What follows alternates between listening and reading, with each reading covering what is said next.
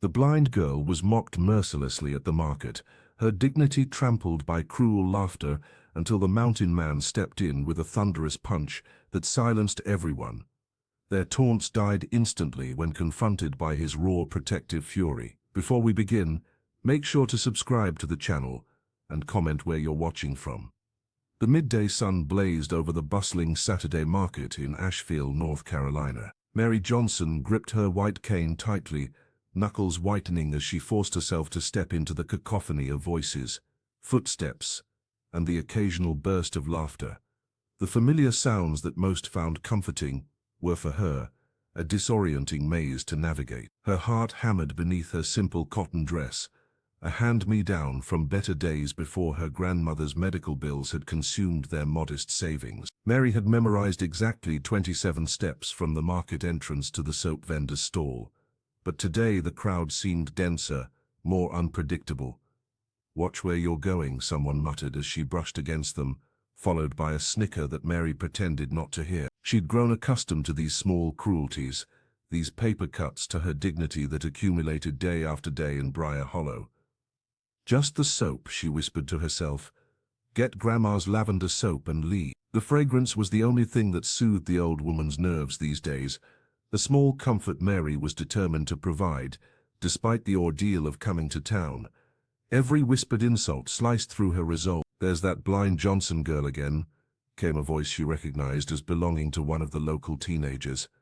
Each laugh scraped old wounds she'd tried so hard to hide, reopening the hurt from school days when children would move her books and watch her search in frustrated circles. The familiar scent of lavender finally guided her forward.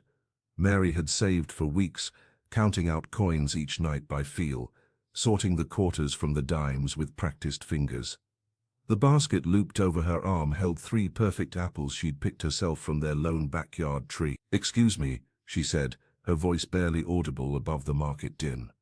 "I'd like to purchase—" The words died in her throat as someone deliberately stuck out a foot in her path. Mary tumbled forward, her cane clattering against the cobblestone. The basket flew from her grip, apples rolling across the dirty ground. Her palms scraped against rough pavement, but the physical pain was nothing compared to the humiliation burning through her. Laughter spread like wildfire through the nearby stalls. Mary's hands trembled as she patted the ground around her, searching for her cane, her lifeline. Tears threatened, but she blinked them back fiercely. She would not give them the satisfaction. "My apples," she whispered, hearing one roll to a stop against someone's boot. Pride bruised deeper than her knees, Mary Johnson knelt in the dirt of the Asheville market, surrounded by mockery, wondering if anyone would help or if, once again, she would have to find her own way through the darkness. Mary's wicker basket spun wildly across the dusty ground, apples rolling in every direction. No one moved to help her. The market crowd parted like water around a stone, leaving her isolated in her humiliation. She could feel their stares burning into her, hear their muffled snickers. The taste of shame rose bitter in her mouth as she knelt, hands trembling, searching blindly for her scattered belongings.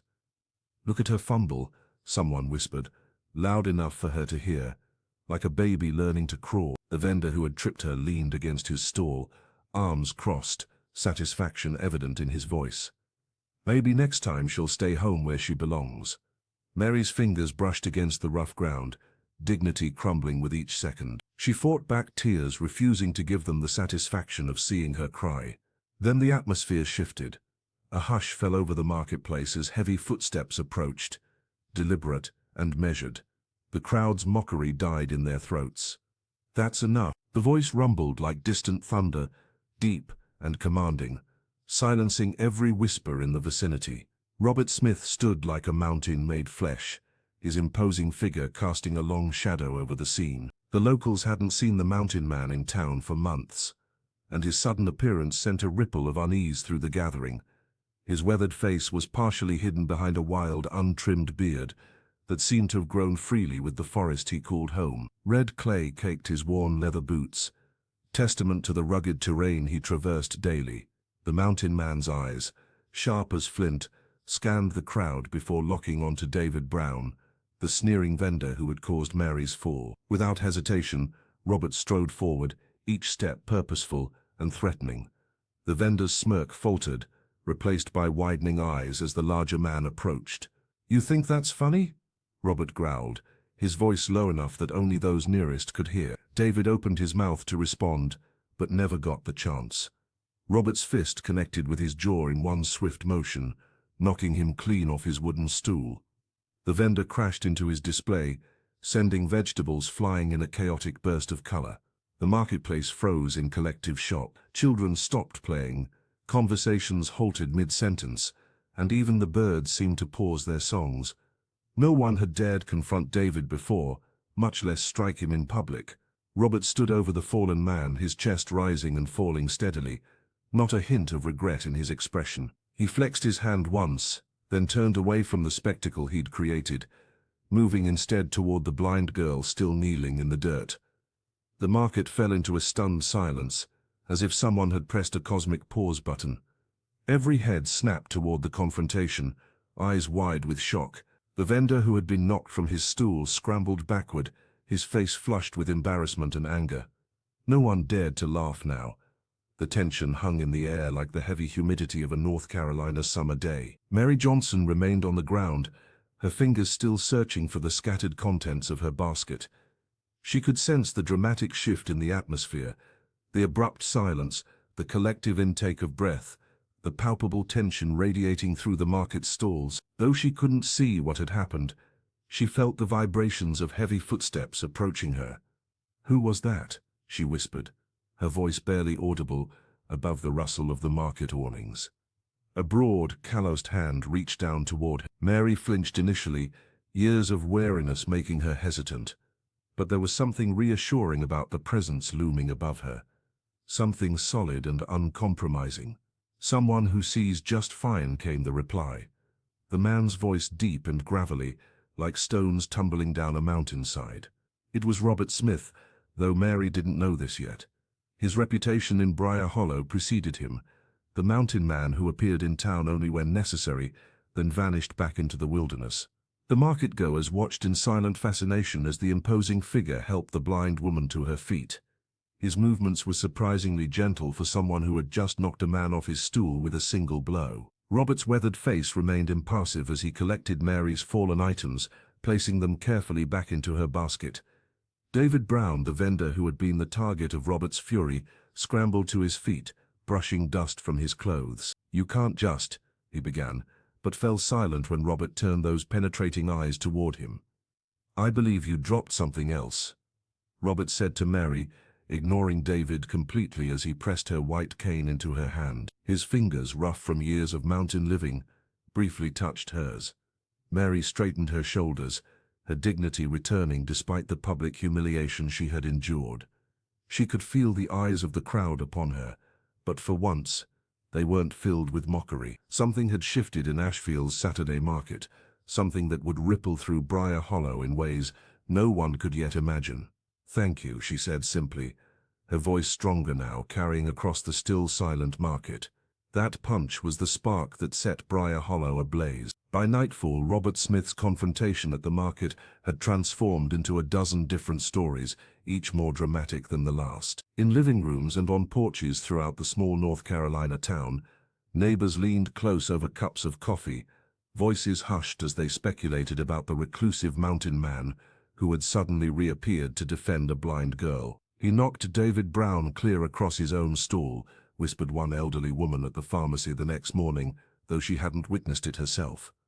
Mary Johnson felt the vibrations of these rumors like distant thunder as Robert guided her away from the market. His calloused hand rested lightly on her elbow, not controlling but orienting, as they left the whispers behind.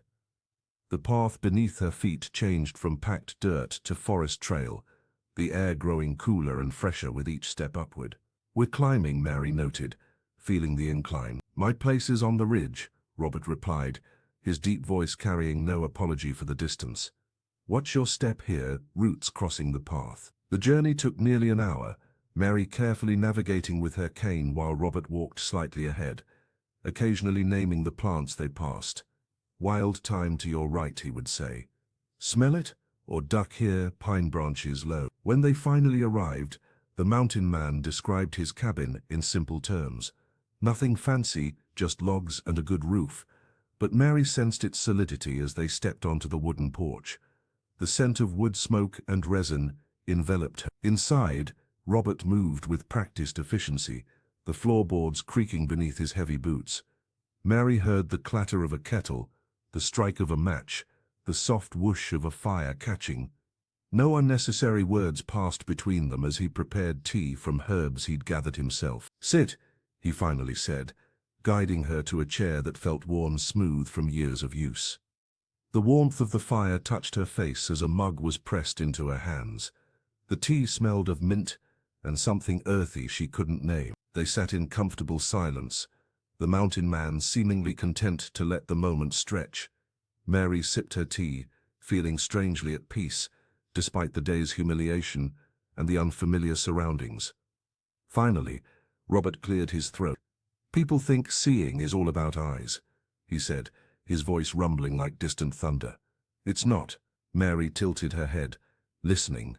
"If you want to learn how to see differently—" He paused, the chair creaking as he leaned forward. "I don't need your charity," Mary Johnson declared, her chin raised defiantly as she sat in Robert's cabin.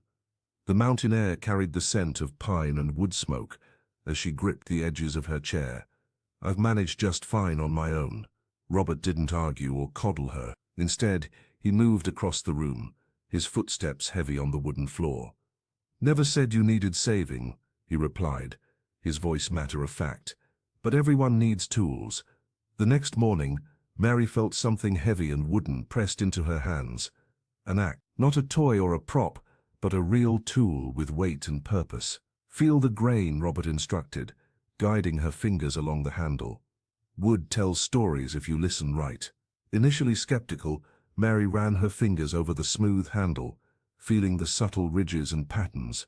The axe head was cool and sharp, dangerous, yet somehow it made her feel capable rather than vulnerable.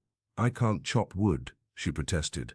"Not asking you to," he answered, "just asking you to understand it first." Days passed in the mountain cabin, and Robert's lessons continued. He never once mentioned her blindness as a limitation. Instead, he taught her to recognize different types of wood by their scent and texture, to gauge distance by the echo of her voice against trees, to feel the changing air pressure before a storm. "Most folks only half see anyway," he told her one evening as they sat by the crackling fire. "They look, but they don't observe." Mary found herself waking earlier each day, eager for the next lesson. She learned to identify birds by their calls, to tell time by the warmth of sunlight on her skin, to navigate the paths around the cabin without counting steps or tapping her cane. "The world isn't made of obstacles," Robert explained as he guided her hands over a map he'd carved into wood, with raised ridges for trails and depressions for streams. "It's made of patterns." One afternoon, as rain drummed against the roof, Mary realized something had changed. The knot of fear that had lived in her chest since childhood had loosened. She moved through the cabin with confidence, preparing tea without hesitation, finding items without asking for help. "You're not teaching me to see," she said suddenly. Understanding dawned. "You're teaching me to trust myself."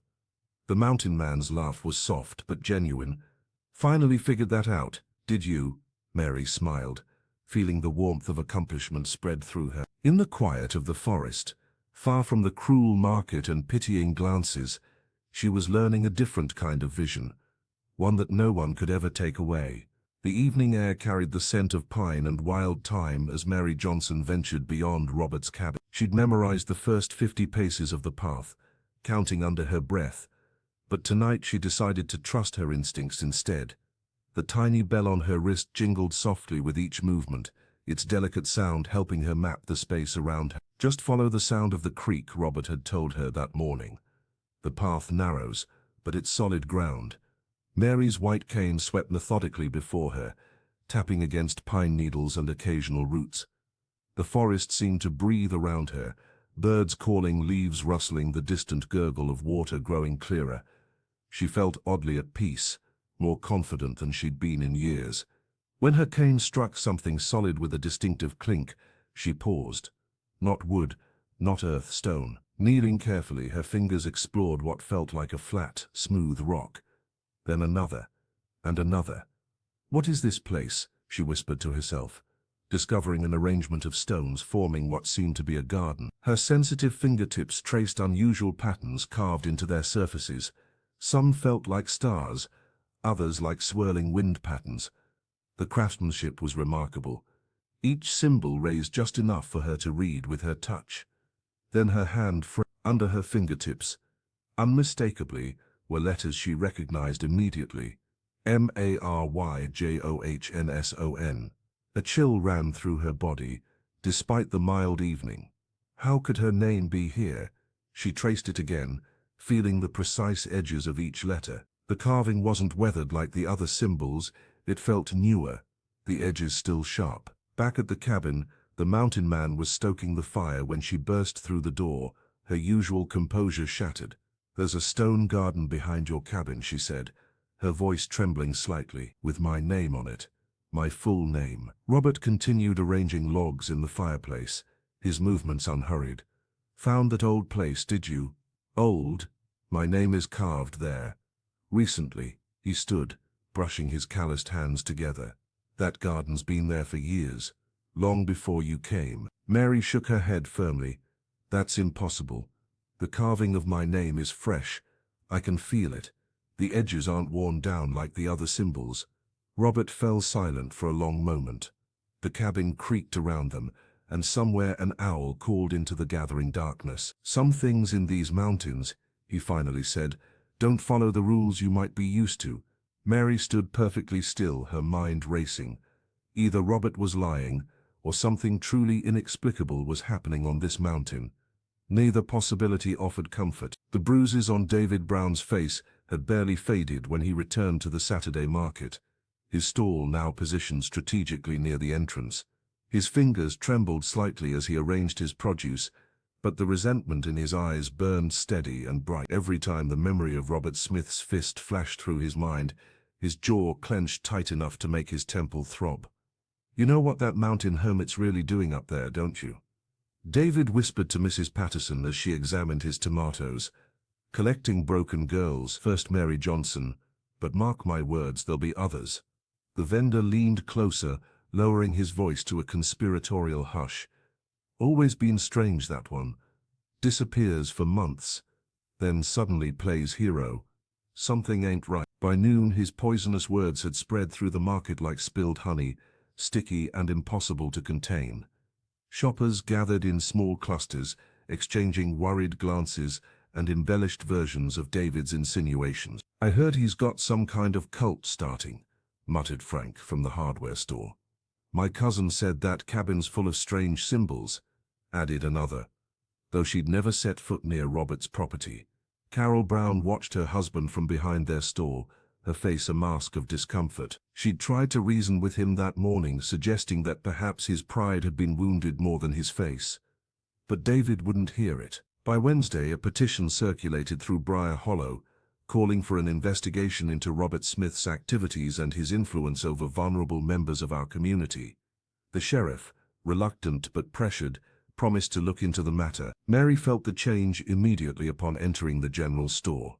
Conversations halted, smiles froze, and Mrs. Daniels, who'd always been kind, suddenly found the canned goods fascinating. The blind woman's fingers tightened around her white cane as whispers followed her down the aisle. "Poor thing doesn't even realize she's being manipulated. Always thought she was smarter than that." The sting of public doubt wrapped around Mary like an old familiar blanket, the same cold rejection she'd felt countless times before. But something had changed within her. The lessons on the mountain, the feel of the axe in her hands, the garden with its strange stones, they had rebuilt something essential inside her. This time Mary Johnson didn't shrink away. She didn't hurry her shopping or duck her head. Instead, she completed her purchases with deliberate calm, thanked the cashier with a clear voice, and walked out with her back straight and her steps confident. The mountain had taught her to stand firm, even when the ground beneath her feet trembled with uncertainty. Mary Johnson marched straight back to the Saturday market. 3 days later, her steps deliberate and measured. Gone was the hesitation that had once marked her movements. She navigated through the maze of stalls with newfound confidence.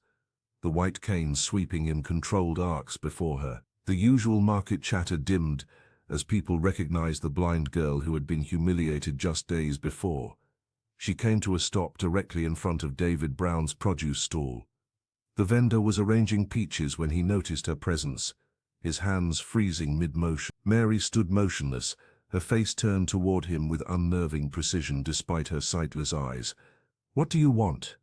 David muttered, discomfort evident in his voice. Mary didn't answer immediately.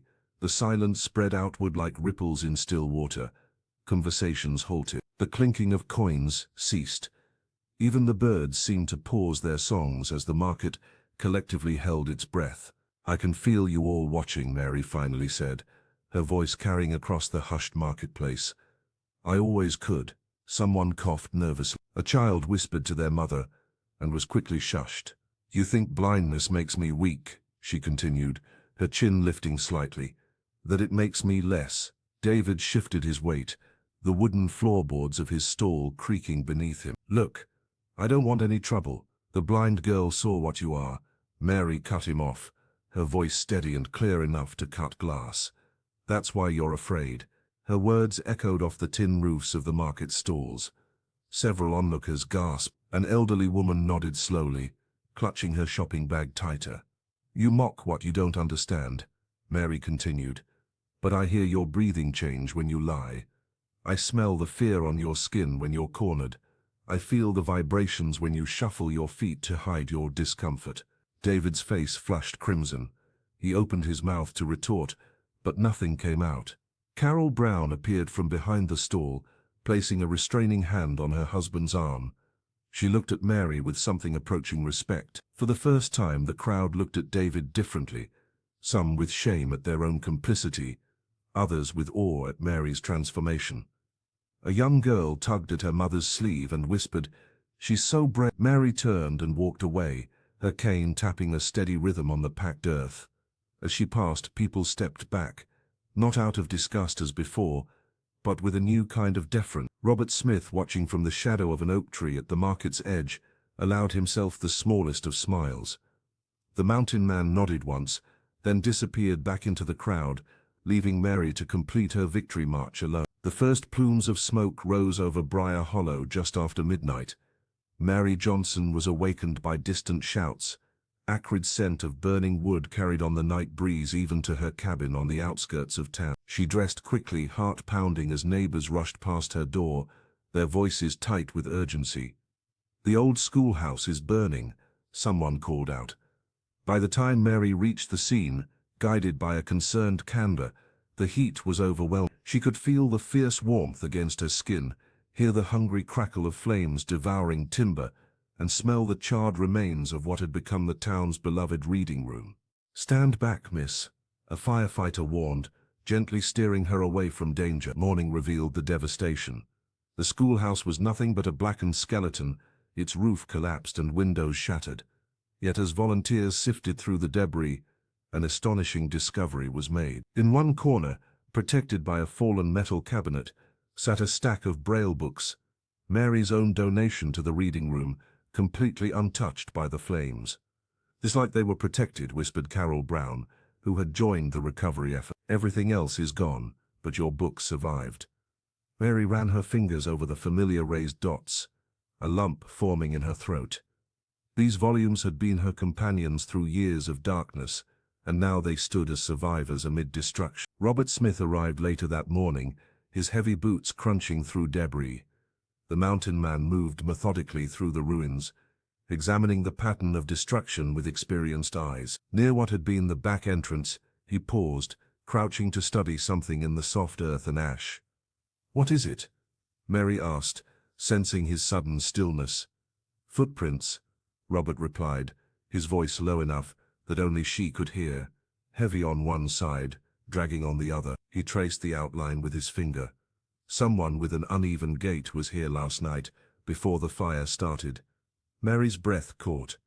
Everyone in Briar Hollow knew about David Brown's son, Timothy, born with a clubfoot that gave him a distinctive limp. The boy had been troubled for years, often the target of the same cruel taunts his father directed at others. "Are you certain?" she whispered. Robert stood, brushing ash from his hands. I've tracked enough game to know a unique print when I see one. He glanced toward the town where David's market stall would soon open. Question is, what do we do with this knowledge? The weight of implication hung between them as the morning sun cast long shadows through the schoolhouse roof. Robert Smith refused to seek vengeance for the schoolhouse fire despite the damning evidence of uneven footprints that clearly belonged to David Brown's son. Instead, he carefully gathered Mary Johnson's Braille books from the ashes, wrapping them in a worn cloth before carrying them back up the winding trail to his cabin. These survived for a reason, he told Mary, placing the rescued volumes on his rough-hewn table. The blind woman ran her fingers over the embossed covers, feeling the slight scorch marks along the edges. What good are they now? She asked. The reading room is gone. Robert's voice carried a rare note of excitement. Let's build a better one, he proposed, his calloused hand sketching invisible plans in the air. Not just a place for books, but a sanctuary for anyone who's ever felt unwelcome down there. Mary smiled, her face illuminated by the cabin's firelight. You mean a library? More than that, the mountain man replied. A place where people can truly belong. They began planning that very night. Robert cleared a space beside his cabin, using timber from his own land. Mary designed the interior layout, insisting on wide pathways and textured floors that would guide visitors without sight. Together they created something neither had imagined possible just weeks before. Word traveled quickly through Briar Hollow. At first, curiosity brought a few hesitant visitors, 3 teenage girls from farms beyond the ridge, their hands rough from chores but eager to touch the Braille pages Mary demonstrated. An elderly couple who'd lived in isolation since their son's death arrived with homemade preserves and stayed for hours, listening to Robert read aloud from weathered classics. By the 3rd week, their makeshift library hosted over 20 regular visitors. Most surprising was the arrival of Sarah Thompson, a young teacher who had recently moved to Raleigh for work, but traveled 2 hours each weekend to volunteer. I heard what you're building here, she explained, unpacking a box of donated books. My brother was blind. Nobody ever made space for him like this. The library became more than books. It transformed into a gathering place where stories were exchanged, skills shared, and friendships formed. Even as autumn winds began to chill the mountain, the small structure remained warm with conversation and laughter. Mary found herself at the center of it all, no longer defined by what she couldn't see, but celebrated for what she could create. Robert watched from the periphery, his quiet pride evident in the way he maintained a respectful distance, allowing her to shine without his shadow. You've built something permanent, he told her one evening as visitors departed down the trail. We built it, Mary corrected him, her confidence now as solid as the mountain beneath them. As the library took shape on the mountain, boards and beams rising from the earth like a testament to resilience, Mary Johnson found herself changing too. The world she had always navigated through touch and sound began to reveal new dimensions. Her fingertips traced the rough-hewn logs Robert had hauled from the forest, feeling not just texture but intention, the careful placement of each beam, the thoughtful angles that would welcome sunlight. You're listening differently now, Robert observed one evening as they sat on the half-finished porch. Not just with your ears. Mary nodded, unable to explain how the mountain seemed to speak to her. She could sense the vibrations of approaching footsteps long before others heard them, could identify visitors by the cadence of their breathing. Robert encouraged this development, teaching her to tap stones and interpret the returning echoes, a natural form of echolocation that allowed her to map spaces without her cane. The earth remembers everything, he told her, guiding her hands to feel the subtle differences in rock formations. You just need to learn its language. One night while Robert slept, Mary felt an unusual tremor beneath her feet, a rhythm distinct from the normal pulse of the mountain. Following this mysterious vibration, she made her way behind the cabin, her fingers detecting a slight draft where solid walls should have been. Robert, she called, excitement quickening her breath. There's something. The mountain man emerged from sleep, his footsteps heavy as he joined her. Together they discovered a narrow passage concealed by overgrown vines, leading to what felt like a sealed entrance. I've never gone inside, he admitted, voice suddenly guarded. Some things are better left buried. But Mary's curiosity wouldn't be denied. With gentle persistence, she convinced him to open the forgotten doorway. The musty air that rushed out carried decades of secrets, and as they ventured inside, Mary's fingers found rusted pickaxes, shovels, and metal helmets. "It's an old mine shaft," Robert explained, his voice echoing strangely. "Part of the reason I chose this place."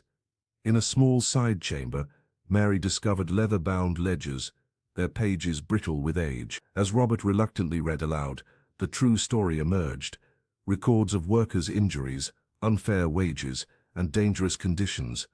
Interspersed were impassioned speeches written in Robert's younger hand, documenting his rise as a union leader who had dared to challenge the mining company's abuses. "They came for me one night," he said simply. "Beat me until I couldn't stand, then warned me never to return." Mary reached for his hand, feeling the scars she'd never noticed before. "You didn't disappear," she whispered.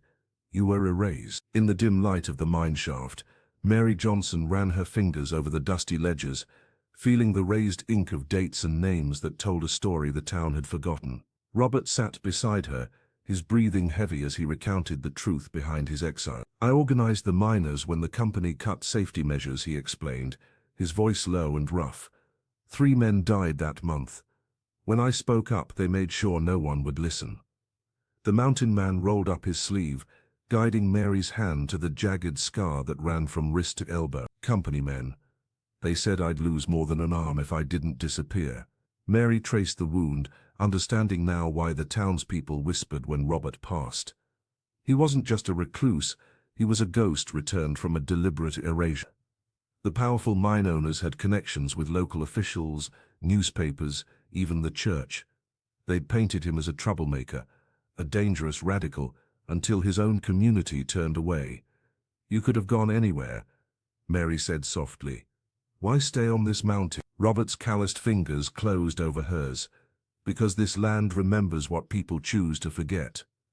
Mary felt the weight of his words settle into her bones. The mine shaft around them wasn't just an abandoned workspace, it was a tomb for buried truths, for voices silenced by greed and fear. She understood now why he'd intervened that day at the market. He recognized in her the same isolation he had endured. "Is that why you built the garden?" she asked. "With my name. I carved your name the night after the market," he admitted. "But I've been carving names for years. Everyone this town tried to erase." Mary sat back against the cool stone wall, overwhelmed by the responsibility of knowing. Robert hadn't just shared his past, he'd entrusted her with a legacy of resistance. The knowledge felt like both a gift and a burden to be seen by someone who truly understood what it meant to be invisible. "What happens now?" she asked. Robert gathered the ledgers, carefully placing them back in their metal box. "That depends on you. Some stories are meant to stay buried until the right time." Mary nodded, her fingers still tingling from the texture of history she'd touched. She wasn't just learning to navigate a world without sight, she was becoming the keeper of memories that powerful men had tried to destroy. The realization straightened her spine and lifted her chin. "I think," she said with quiet determination, "it's time for Briar Hollow to remember." The market square transformed as dusk approached. Mary Johnson stood at its center, her posture straight and confident where just months ago she had sprawled humiliated on these same cobblestones. She had arranged wooden crates in a circle, inviting the townspeople of Briar Hollow to revive the storytelling tradition that had once united their community. "Before television, before smartphones, we gathered to share our truths," Mary announced, her voice carrying across the hushed crowd. "Today, I'm bringing back what we've forgotten." Hesitantly at first, people settled onto the makeshift seats. Mary felt their presence, some curious, others skeptical, as the scent of apple cider and wood smoke mingled in the autumn air. She began with stories Robert had shared about the miners who had once worked these mountains, men who descended daily into darkness not unlike her own. "They fought for dignity when the company took everything," she explained, weaving Robert's past as a union leader into the narrative. "Just like them, I've learned that sometimes you must stand when others expect you to kneel." As twilight deepened, Mary described her journey since that fateful market day, how she'd learned to navigate by sound, to read the mountain's whispers, to trust the earth beneath her feet. "Being blind doesn't mean I can't see," she said. "It means I see differently. I hear the stories in stone that others miss." I feel the change in air before a storm breaks. The crowd leaned closer. Children sat cross-legged at her feet, entranced by her words. Even the most hardened skeptics found themselves nodding along, recognizing universal truths in her experience. We all have blindness of some kind, Mary continued. We choose not to see what makes us uncomfortable. But healing begins when we listen to what's been silenced. When she finished, the market square remained quiet for several heartbeats. Then Carol Brown rose from her seat, her footsteps tentative as she approached Mary. "My husband was wrong," Carol said, her voice breaking. "David has always been quick to judge what he doesn't understand. I'm sorry for the pain he caused you." The apology hung in the air, fragile and powerful. Mary reached out, finding Carol's hand and squeezing it gently. "Thank you," she said simply.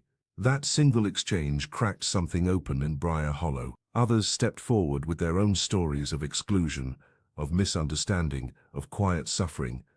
The storytelling circle expanded, voices rising and falling like the mounting breeze, weaving together the community's shared history. As the evening ended, Mary sensed a shift in the town's energy. The invisible barrier that had separated her from others had begun to dissolve, replaced by something new and tentatively hopeful. She smiled, knowing Robert would be proud of what she had started with nothing more than her voice and her truth. Spring arrived with a vengeance in Briar Hollow. The rains came down in sheets, transforming gentle streams into roaring torrents that carved new paths down the mountainside. For 3 days straight, water pounded the earth, loosening soil and threatening the old infrastructure that connected the scattered community. Mary Johnson stood on the porch of the cabin, her face tilted toward the sky, feeling the rhythm of raindrops against her skin. She had learned to read these patterns, to understand what they meant for the mountain. Something felt wrong, a subtle vibration beneath her feet that spoke of danger.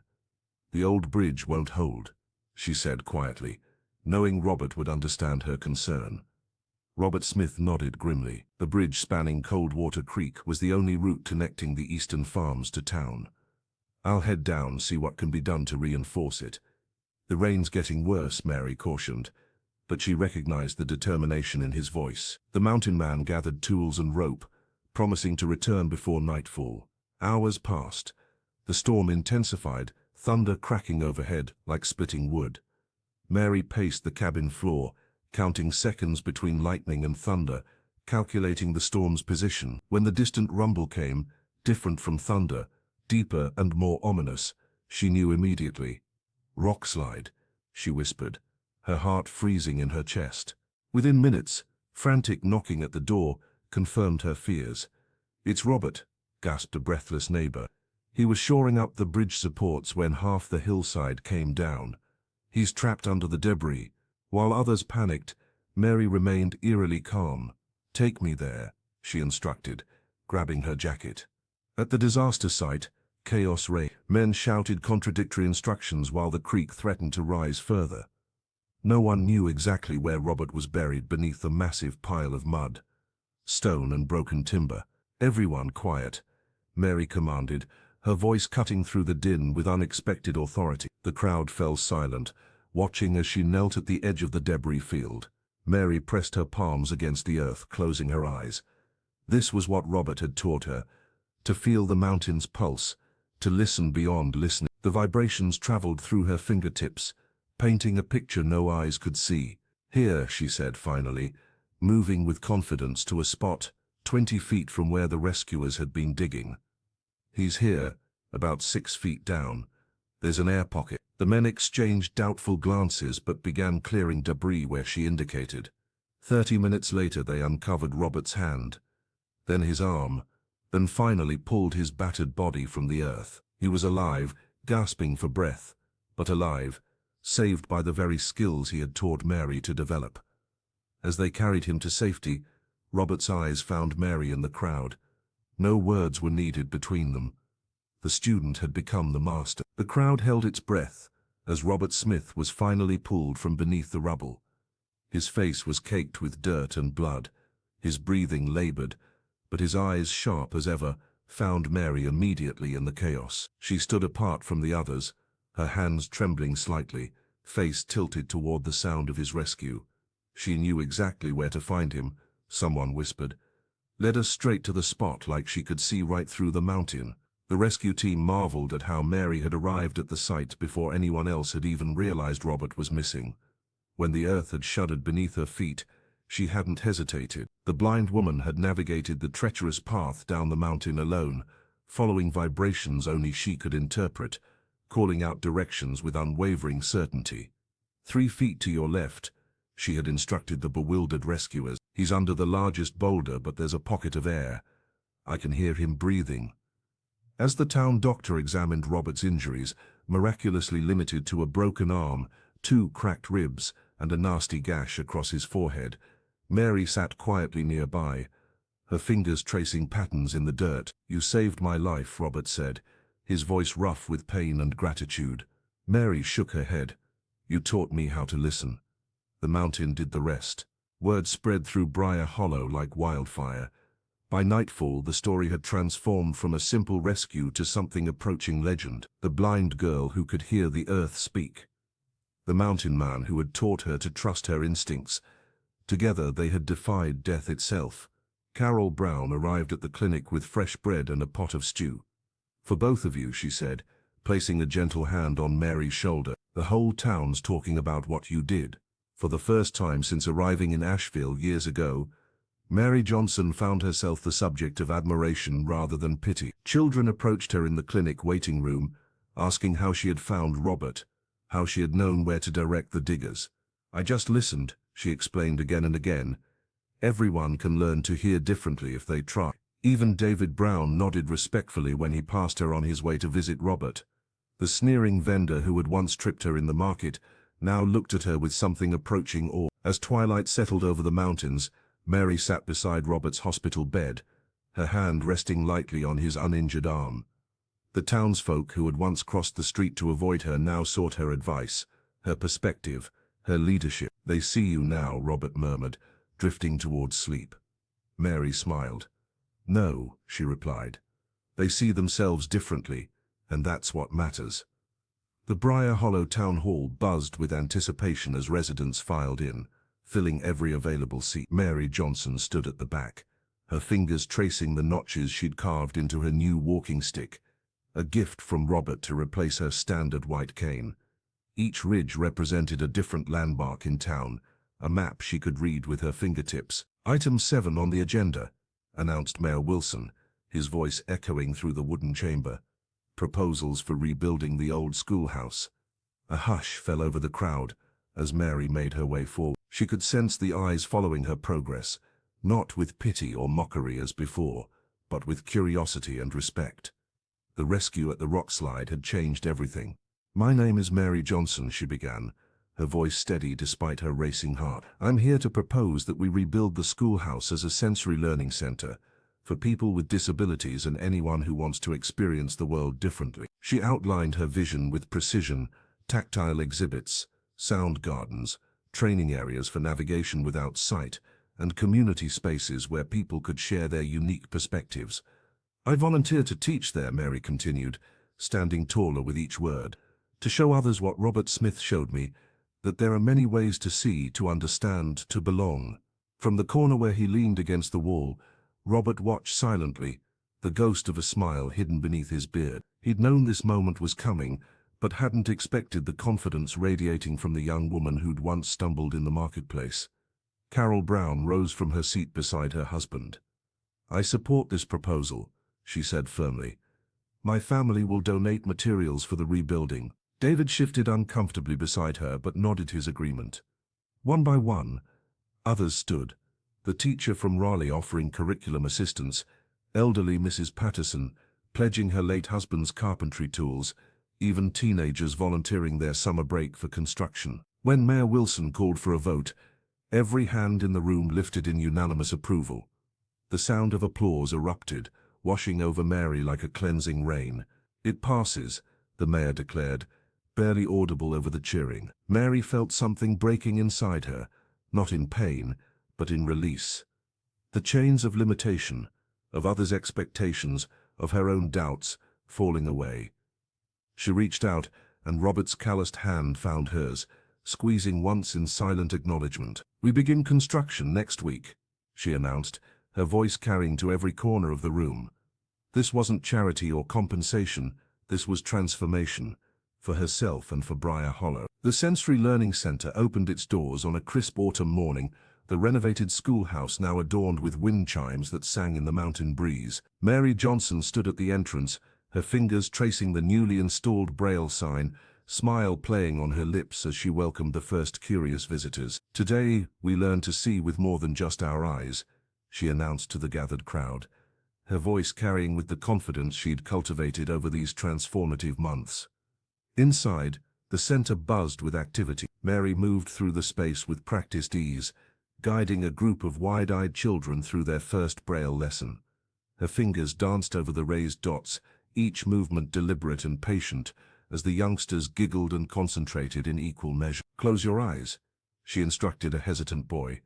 "Now what do you feel?" The child's face lit up with wonder as he recognized the letter beneath his fingertips without seeing it. In another corner, elderly residents from Briar Hollow shared stories of the town's history, their voices creating an oral tapestry that needed no visual accompaniment. A retired miner described the sounds of the mountain, how it groaned before a storm, how water trickled through hidden passages, knowledge that once seemed insignificant, now recognized as precious wisdom. Even Thomas Wilson, who had once loudly questioned Mary's capabilities at town meetings, now volunteered his carpentry skills, carefully crafting tactile maps of the town's layout. His hands, accustomed to building what could be seen, now created what could be. "I never thought about how much we take for granted," he admitted, watching a blind teenager navigate his wooden model with growing confidence. From the doorway, Robert Smith observed it all, his imposing frame leaning against the jamb, arms crossed over his chest. The mountain man's expression softened as he watched Mary guide, teach, and inspire. She had surpassed anything he could have imagined when he first helped her up from the market ground. A young girl approached Robert, tugging at his sleeve. "Are you the one who taught Miss Mary to see with her hands?" she asked, eyes wide with admiration. The rugged man shook his head. "No, little one. She always knew how. I just reminded her." Mary caught the exchange and smiled in their direction, somehow sensing his presence without seeing him. Their silent communication spoke volumes. His faith in her abilities had never wavered, even when her own had faltered. As the afternoon sun slanted through windows designed to cast patterns of warmth rather than light, Robert slipped away unnoticed by most. His work was done. The seed he had planted had grown into something far more beautiful than revenge or justice. It had become hope. The morning of the Sensory Center's open house dawned bright over Briar Hollow. Mary Johnson stood at the entrance, greeting visitors with a confidence that had become as natural to her as breathing. The scent of fresh paint mingled with mountain air as townsfolk streamed in, curious and supportive in equal measure. When the crowd parted, Mary sensed a familiar presence approaching, hesitant footsteps she'd learned to recognize. David Brown stood before her, a wooden crate of peaches in his weathered hands. The market vendor shifted uncomfortably, the weight of their history hanging between them. "These are from our orchard," David said, his voice lacking its former edge. "Carol thought they might be nice for the refreshment table." Mary reached out, her fingers brushing the fuzzy skin of a perfectly ripe peach. She nodded, a simple gesture that acknowledged both his offering and the distance they'd traveled. "Thank you," she replied, accepting the crate. "Your wife has been a tremendous help with the curtains." David cleared his throat. "She believes in what you're doing here." A pause. "I suppose I'm starting to as well." Neither mentioned the fire, his son's involvement, or the months of ridicule she'd endured. They didn't need to. Some wounds healed better in silence, with actions speaking where words would only reopen old scars. The vendor departed with a mumbled goodbye, but Mary recognized it for what it was. Not surrender, but the first tentative step towards something resembling respect. One survivor acknowledging another. Inside, children ran their hands over textured walls designed to tell stories through touch. Elderly residents closed their eyes to navigate obstacle courses by sound alone. The teacher from Riley demonstrated how to read Braille to an attentive group of parents. "It's like the whole town woke up," whispered Carol Brown, appearing at Mary's side with a tray of lemonade. After that terrible storm season, it's as if something washed away more than just the mud. Mary smiled, remembering the rock slide that had nearly taken Robert, the floods that had threatened the valley, and how those natural disasters had somehow cleared away human-made barriers instead. From across the room, Robert Smith observed the proceedings with quiet satisfaction. The mountain man leaned against the doorframe, his presence still commanding but no longer feared. When their paths crossed later, he simply squeezed her shoulder. "They see you now," Mary laughed softly. "And I see them, just differently." As the afternoon stretched into evening, Mary realized the transformation wasn't just in how others viewed her.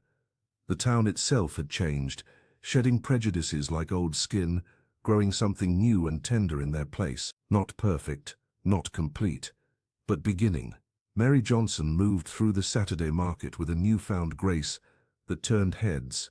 The white cane she had once clutched like a lifeline now rested at home, unnested at home, unnecessary for this familiar journey. Her memory had mapped every cobblestone, every vendor's position, every scent and sound that painted the invisible landscape of Briar Hollow's marketplace. "Morning, Mary," called out the flower seller, her voice warm with genuine respect, rather than the pity that had once colored such greetings. "The peaches are especially sweet today," another vendor offered, placing one in her outstretched hand without hesitation or awkwardness. Children who once whispered and pointed now watched with undisguised fascination as she navigated the crowded aisles with more confidence than many sighted visitors. A small girl tugged at her mother's sleeve, whispering, "I want to learn to see like Miss Mary does." The transformation wasn't just in how others treated her, but in how Mary carried herself. Her shoulders no longer hunched against expected cruelty. Her steps were measured and certain. She had memorized the rhythm of the market, the distance between stalls, the slight dip in the ground near the fountain, the way sounds bounced off the old brick buildings that framed the square. "You've changed this place," Miss Henderson said as Mary selected tomatoes from her stand, fingers expertly testing for ripeness. "Not just yourself," Mary smiled, knowing it was true. The town that had once mocked her blindness now looked to her as an example of resilience. The Sensory Learning Center had become a gathering place, not just for those with disabilities, but for anyone seeking to experience the world differently. High above the market, on the ridge that overlooked Briar Hollow, Robert Smith stood watching. The mountain man's silhouette was stark against the morning sky, his wild beard catching the breeze. From this distance he could see the entire town spread below like a living map, the market square, the rebuilt schoolhouse, the paths connecting them all. He no longer needed to stand guard. The woman who had once stumbled and fallen was now the one who helped others find their footing. His weathered face creased with satisfaction. Not because Mary needed his protection, but because she had become a protector in her own right, of traditions worth keeping, of people worth believing in, of a community finding its way towards something better. The mountain beneath his boots seemed to hum with approval, as if the very earth recognized what they had accomplished together. Robert turned away, knowing his vigil was finally complete. Mary Johnson had found her place in the valley, just as he had found his on the ridge. The following Saturday the market hummed with life. Mary Johnson moved through the stalls with the confidence of someone who had mapped every inch in her mind. The white cane that once announced her vulnerability now merely guided occasional steps, an extension of her body rather than a declaration of limitation. Sunlight warmed her face as she navigated the familiar pathways, her posture straight and assured. Vendors called greetings as she passed. "Morning, Mary." The flower seller offered a sprig of lavender, placing it directly in her outstretched hand. Children who once whispered now asked questions openly, fascinated by her stories of hearing colors and feeling the mountain's pulse. When she reached David Brown's fruit stand, the usual tension dissolved into something more complex. The vendor, whose mockery had once cut so deep, now stood with shoulders slightly hunched, a man humbled by his own reflection. He selected the ripest peach from his display and placed it gently in her palm. "Best of the season," David murmured, bowing his head, though she couldn't see the gesture. The weight of unspoken words hung between them, not quite forgiveness but acknowledgement. Mary's fingers traced the fuzzy skin of the fruit. "Thank you," she said simply, the two words carrying the weight of their shared history. From the edge of the market, Robert Smith observed the exchange. The mountain man leaned against an oak tree, his presence less imposing now that the town had embraced his quiet wisdom. His beard was trimmed, but his eyes remained watchful, taking in the scene with satisfaction. He hadn't come to intervene, those days were past, but to witness the culmination of what they'd built together. Mary felt his presence without seeing him. She always could. The subtle shift in air, the particular stillness that followed him. She paused in her shopping, turned toward the hill where he stood, and nodded, a gesture that spoke volumes between them. In that moment, the market faded away. It was just teacher and student, two people who had taught each other to perceive the world beyond ordinary sight. Robert's lessons in listening to the mountain, Mary's courage in facing the town, each had transformed the other. Mary continued through the market, stopping to select herbs for her grandmother's favorite tea. As she paid, her fingers confidently sorting the unfamiliar coins, she smiled. The journey from that first humiliating fall to this moment of quiet triumphs spanned more than just months. It measured the distance between isolation and belonging, between fear and freedom. Behind her, Robert turned toward the mountain trail, his work in town complete. The seeds they'd planted had taken root in Briar Hollow, growing into something neither could have imagined alone.